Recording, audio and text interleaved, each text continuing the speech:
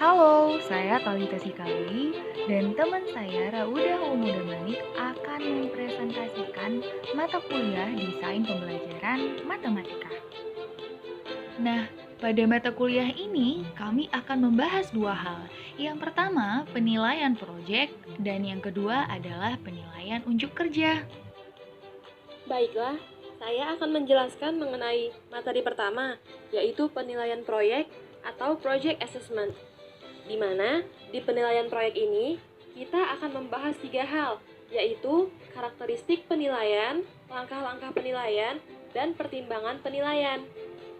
Namun terlebih dahulu, saya akan menjelaskan mengenai apa itu penilaian proyek. Penilaian proyek merupakan suatu kegiatan penilaian untuk mengetahui kemampuan siswa dalam mengaplikasikan pengetahuannya melalui penyelesaian suatu tugas yang mencakup beberapa kompetensi yang harus diselesaikan oleh siswa dalam periode atau waktu tertentu. Tugas tersebut dapat berupa investigasi terhadap suatu proses atau kejadian yang dimulai dari perencanaan, pengumpulan data, analisis data, penyajian data, hingga pelaporan. Periode waktu untuk menyelesaikannya tergantung kompleksitas tugas. Misalnya dalam 1 minggu, 2 minggu, 1 bulan, atau bahkan 1 semester. Penilaian proyek bertujuan untuk mengembangkan dan memonitor keterampilan siswa dalam merencanakan, menyelidiki, dan menganalisis proyek. Dalam konteks ini, siswa dapat menunjukkan pengalaman dan pengetahuan mereka tentang suatu topik, memformulasikan pertanyaan, dan menyelidiki topik tersebut melalui bacaan, wisata, dan wawancara. Kegiatan mereka kemudian dapat digunakan untuk menilai kemampuan mereka dalam bekerja independen ataupun kelompok. Hasil atau produk dari suatu proyek dapat digunakan oleh guru untuk menilai kemampuan siswa dalam mengkomunikasikan temuan-temuan mereka dengan bentuk yang tepat. Misalnya, melalui presentasi hasil kerja, melalui tampilan visual, atau laporan tertulis. Untuk selanjutnya, saya akan menjelaskan mengenai karakteristik dari penilaian proyek.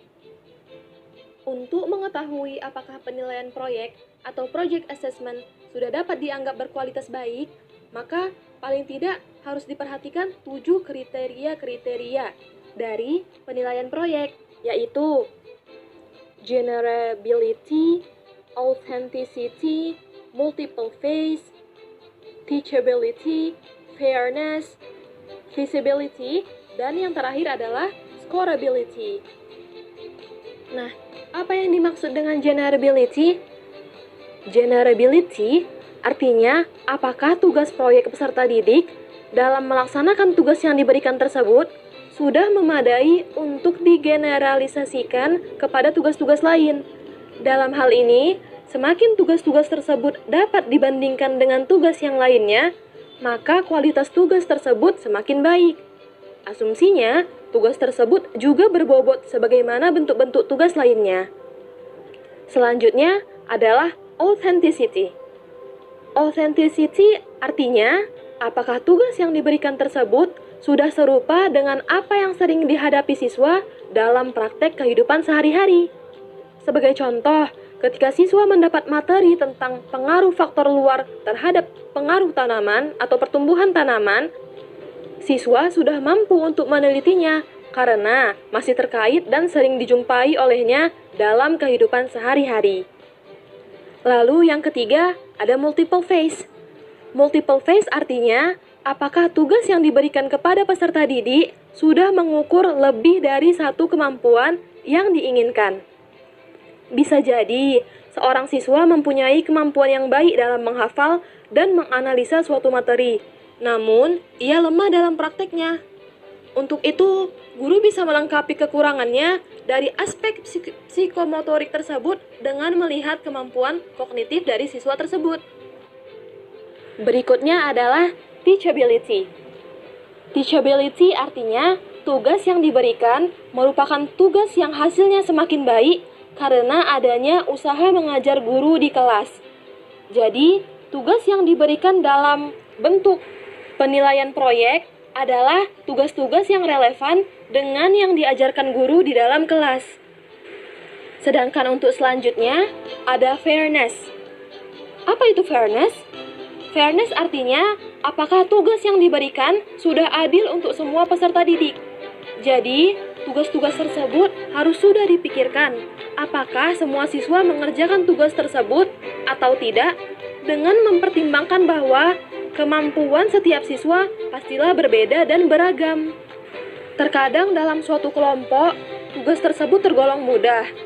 Terkadang ada pula yang menganggapnya sulit, bahkan kadang ada yang merasa tidak mampu.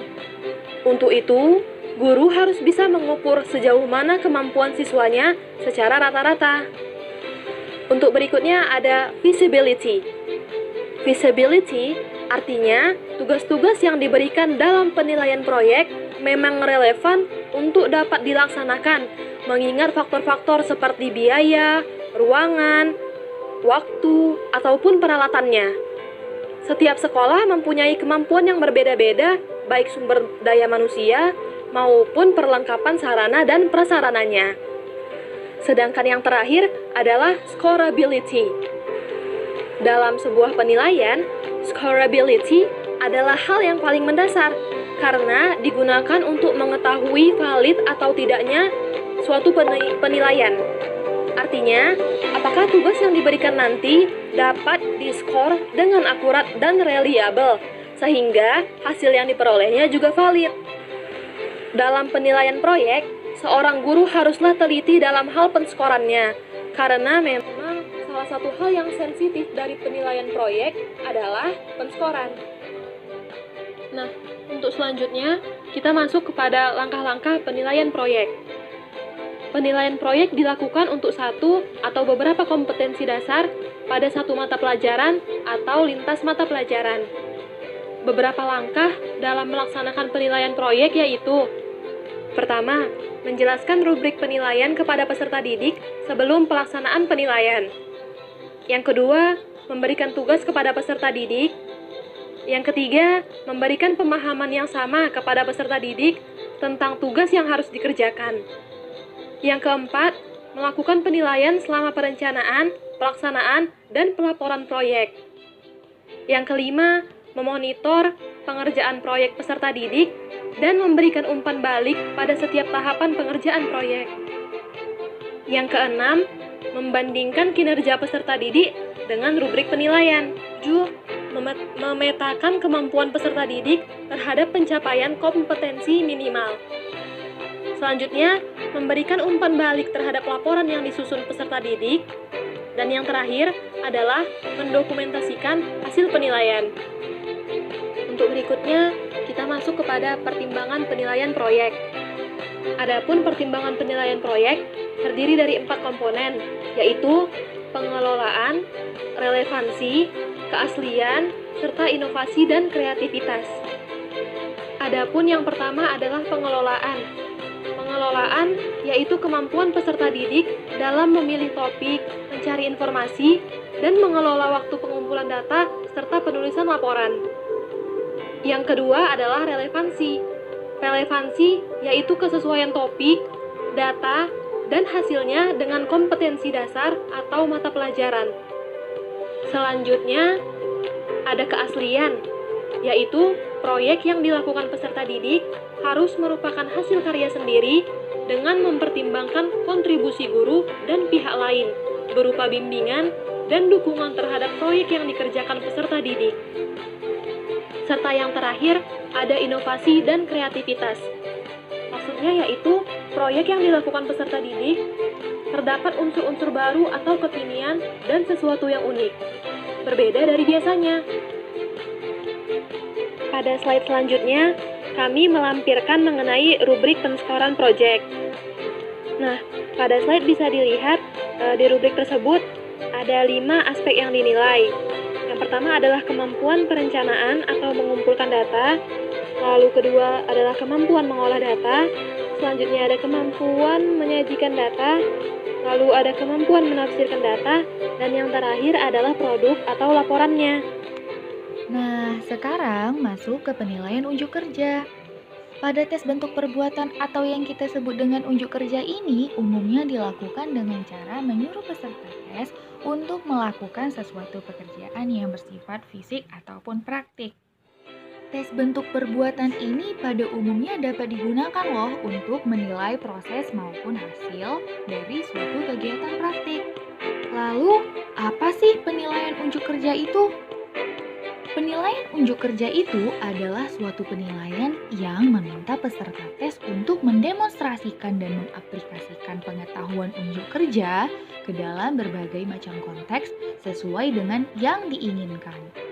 Bird tahun 1986 mengatakan bahwa asesmen unjuk kerja adalah proses pengumpulan data dengan cara pengamatan yang sistematik untuk membuat keputusan tentang individu. Nah, oleh karena itu, ada beberapa hal yang perlu dipertimbangkan, seperti langkah-langkah kinerja yang diharapkan untuk menunjukkan kinerja dari suatu komponen. Lalu ada ketepatan dan kelengkapan aspek yang akan dinilai. Kemudian mempertimbangkan kemampuan khusus yang diperlukan untuk menyelesaikan tugas. Lalu, upayakan kemampuan yang akan dinilai tidak terlalu banyak, sehingga semua dapat teramati. Dan yang terakhir, mempertimbangkan kemampuan yang akan dinilai diurutkan berdasarkan urutan yang diamati. Berikutnya, ada 10 syarat penilaian unjuk kerja dalam matematika. Yang pertama, dikenalkan secara teratur dengan menggunakan beberapa tugas yang sederhana tetapi diperlukan. Yang kedua, memusatkan pada tujuan proses dalam penalaran. Yang ketiga, menjadi bagian yang terpadu dalam proses-proses penilaian. Yang keempat, melibatkan perluasan dalam metodologi pengajaran matematika. Yang kelima, tidak menjadi rumit dan sulit untuk mengimplementasikannya. Yang keenam, digunakan pada semua tingkatan kelas. Yang ketujuh, meminta guru untuk mendiskusikan tujuan pengajaran.